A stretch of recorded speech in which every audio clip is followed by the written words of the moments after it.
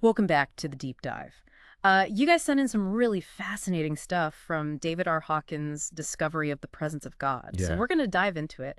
I think we're going to find some really interesting insights from it. Yeah, his background is super interesting. He's a psychiatrist. Like, he had a solid scientific background, Right. but then also claimed to have this profound Enlightenment experience that completely shifted his whole perspective. It's kind of like two worlds colliding. Yeah. You know, you have this rigorous world of medicine, psychoanalysis, Right. and then these mystical claims of higher consciousness. So I'm really curious to see how those two perspectives like merge. Yeah, it's what's so compelling about Hawkins, right? He doesn't shy away from either side. Right. And in fact, he argues that his scientific training actually helped him analyze and articulate his spiritual experiences Oh, interesting. in a way that most mystics can't. So he's not asking us to just like take a leap of faith and believe him. Exactly. He's trying to provide us with some sort of framework. Yeah, a system for understanding these concepts. Right. And I think one of the most intriguing and controversial aspects of that is this concept of consciousness calibration. Okay. He claims to be able to measure the level of consciousness of anything, Wow. from people to books to historical events, using kinesiology. I've heard of kinesiology being used in like alternative therapies. Right. But measuring consciousness, that's a pretty bold claim. Yeah. So how does he even justify using muscle testing for something like that?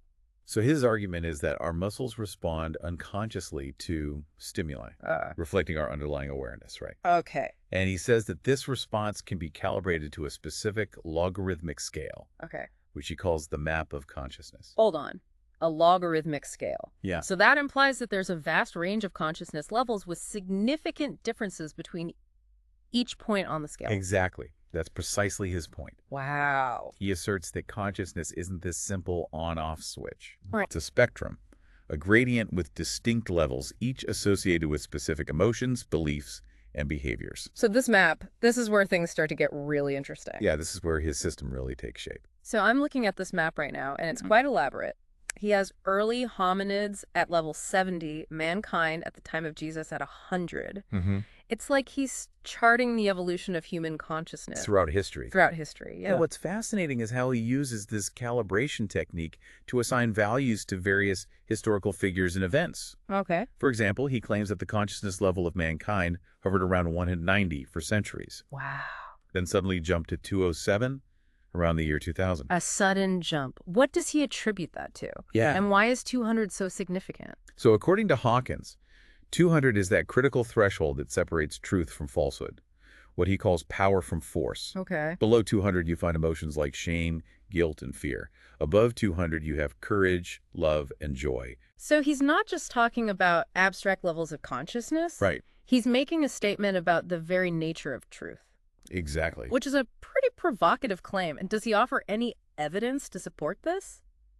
He presents years of research using his kinesiology method, but it's definitely open to debate. Right. Some criticize it as being subjective, lacking scientific rigor. Right. Others find it a compelling tool for self-awareness and spiritual growth. Yeah, this is what makes this deep dive so interesting. We're not just accepting these claims No, at face value. we're going to explore them. We're questioning them, seeing where they lead us. And that's how Hawkins would want it.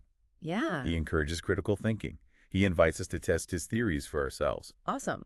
So let's delve further into this map and see what other insights we can uncover about this spectrum of consciousness. Yeah, let's do it. All right. Okay, so this map of consciousness, it's quite a journey. Yeah. We've gone from early hominids to this pivotal shift around the year 2000. But looking at the higher levels, things get even more interesting. Yeah. Above 200, you have courage. Yeah. Then you move into levels like love at 500 and enlightenment at 600. Right. So what's so striking about these higher levels is this shift in perspective that Hawkins describes. Yeah, it's not just about like feeling better or Right. having more positive emotions. I think a fundamental change in how you experience reality. So what does that actually look like? How does someone operating at, say, a level of love experience the world differently from someone at a lower level? So Hawkins would argue that at those lower levels we're primarily driven by ego, Okay. what he calls the experiencer.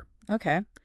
And We see the world through this filter of self-interest, Right. constantly judging, comparing, and seeking validation. It's like we're trapped in this cycle of wanting and needing. Yeah. Always striving for something outside of ourselves to make us happy. Exactly. And as we move up the scale, Hawkins says that ego's grip loosens. And at that level of love, there's a shift from self-interest to compassion, Right.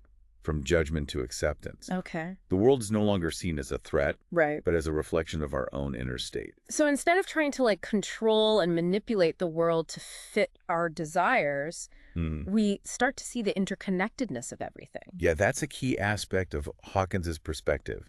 As we transcend the ego, Right.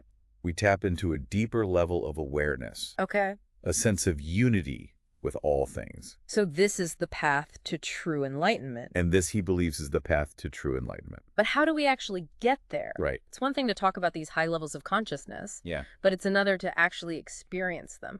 Does Hawkins offer any practical guidance? He does. Okay. And surprisingly, it's not about complex rituals or Yeah. esoteric practices. Okay. He emphasizes the importance of simple yet profound shifts in our attitudes and behaviors. Like what? Surrender, for example, is a central theme in his work. Surrender. Doesn't that sound a bit passive? Like giving up, Yeah. letting life just happen to you? So Hawkins sees it differently. He defines surrender as a conscious relinquishing of the ego's need to control. Okay.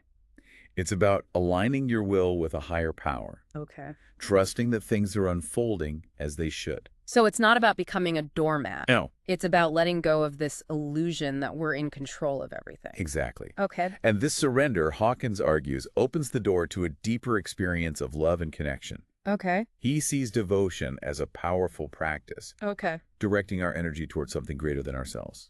That makes sense. When you're focused on serving a higher purpose, your own petty concerns seem to fade away. Exactly. And he's not just talking about traditional religious devotion. Right. It can be devotion to a cause, to your family, to your art, Yeah. to anything that transcends your ego's limited perspective. So it's about finding something that inspires you. That pulls you out of yourself and connects you to something larger. Precisely. And along with surrender and devotion, Hawkins emphasizes the importance of contemplation. Okay. Not just concentration, but a deeper, more expansive awareness. What's the distinction? Yeah.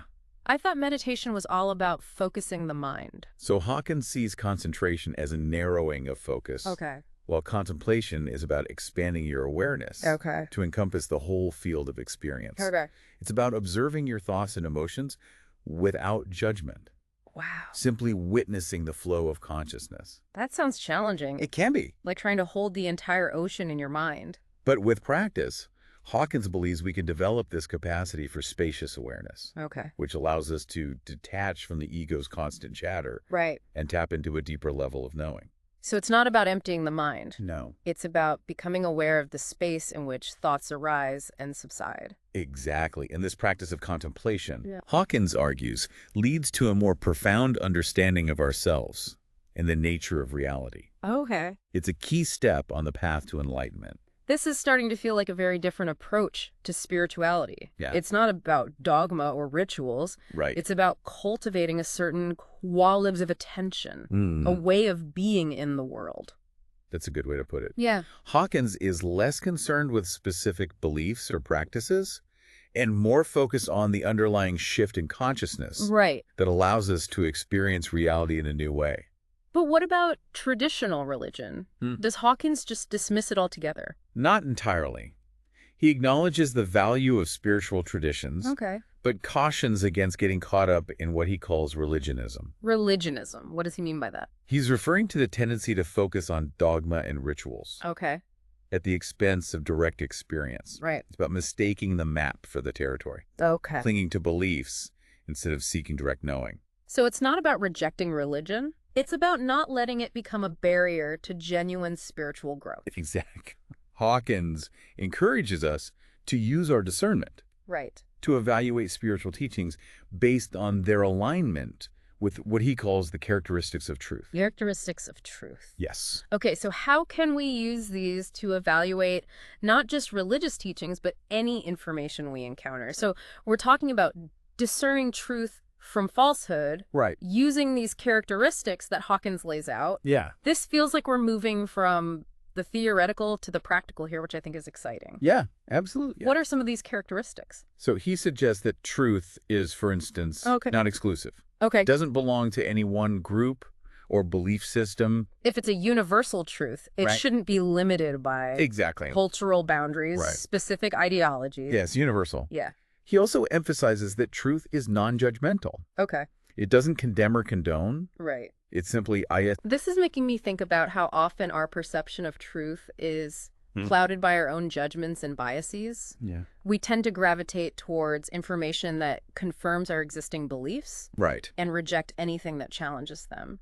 Yeah, Hawkins would say that's the ego at work. Right. Trying to maintain its limited view of reality. Right. But as we raise our level of consciousness, we become more open to different perspectives. Right. Less attached to being right.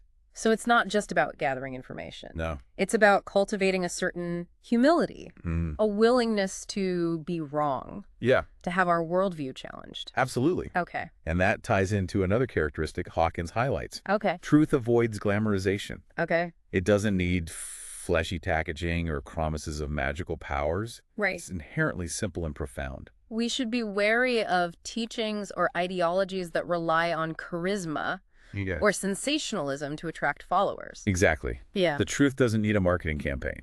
Right, exactly. And this focus on simplicity and authenticity aligns with his overall emphasis on self-awareness and personal responsibility. Yes. He believes that we have more power to shape our reality than we realize. Absolutely. But how does that work in practice? If our thoughts and beliefs are so powerful, why do we often feel stuck in these negative patterns? So Hawkins would say it's because we're not fully conscious of the choices that we're making. Okay. We're operating on autopilot. Yeah. Reacting to circumstances instead of responding from a place of awareness. Right. But he also believes that as we raise our level of consciousness, okay, our ability to make conscious choices expands. So it's not about suppressing negative thoughts. No. Or pretending everything is perfect. Right. It's about becoming more aware of our inner state. Exactly. And choosing thoughts and actions that align with these characteristics of truth we've been discussing. That's a great way to summarize it. Yeah. It's about cultivating a more mindful approach to life. Right. Paying attention to our inner compass and making choices that align with our highest values. This is starting to make a lot more sense. Good. It's not about blindly following a set of rules. Right. It's about developing a deeper sense of discernment, trusting our own inner knowing. Yeah. But that raises another question. Yeah. How do we develop that trust when we're constantly bombarded with conflicting information, opinions, agendas? It feels like we're drowning in a sea of noise. Yeah. Hawkins would say that that's where those characteristics of truth become essential tools. Okay. When you're faced with a decision or a piece of information, ask yourself, okay, does this resonate with me on a deeper level? Okay. Does it feel inclusive, compassionate, and authentic? Okay. Or does it feel divisive, okay, judgmental, and manipulative? So it's about learning to listen to that quiet inner voice. Yes. That intuitive sense of what rings true for us. Exactly. And he believes that as we raise our level of consciousness, that inner voice becomes clearer, more reliable. Right. We develop a more refined sense of discernment, allowing us to navigate the complexities of the world with greater clarity and purpose. This is starting to feel less like a rigid system and more like a journey of self-discovery, a process of waking up to our own potential. And that's the beauty of Hawkins' work. Yeah. It's not about dogma or blind faith. Right. It's about empowering individuals to take responsibility for their own spiritual growth, to become conscious co-creators of their reality. That's a powerful message. It is. And it speaks to the core of what we've been exploring in this deep dive. Yeah. This idea that enlightenment isn't some distant goal reserved for saints and mystics. It's a process of awakening that is available to anyone willing to put in the effort. Exactly. And Hawkins argues that every step we take toward greater awareness, compassion, and integrity is a step towards enlightenment. Yeah. It's a journey, not a destination. This has been a really fascinating deep dive. It has. You've shared some pretty profound ideas from Hawkins. Yeah, his work is full of them. We've explored his concept of consciousness calibration, Right. this map of consciousness with all of its implications and these characteristics of truth that can guide us on our own paths. Absolutely. So what stands out to you from all of this? Well, I think the most important takeaway is this. Okay. Hawkins claims that anyone can reach enlightenment. Okay. If that's true, Yeah. what's holding you back? That's a great question to ponder. It is. And we hope this deep dive has sparked your curiosity and given you some new perspectives to consider. Absolutely. Perhaps it's even encouraged you to do some more exploring on your own. Yeah, definitely. Until next time, keep diving.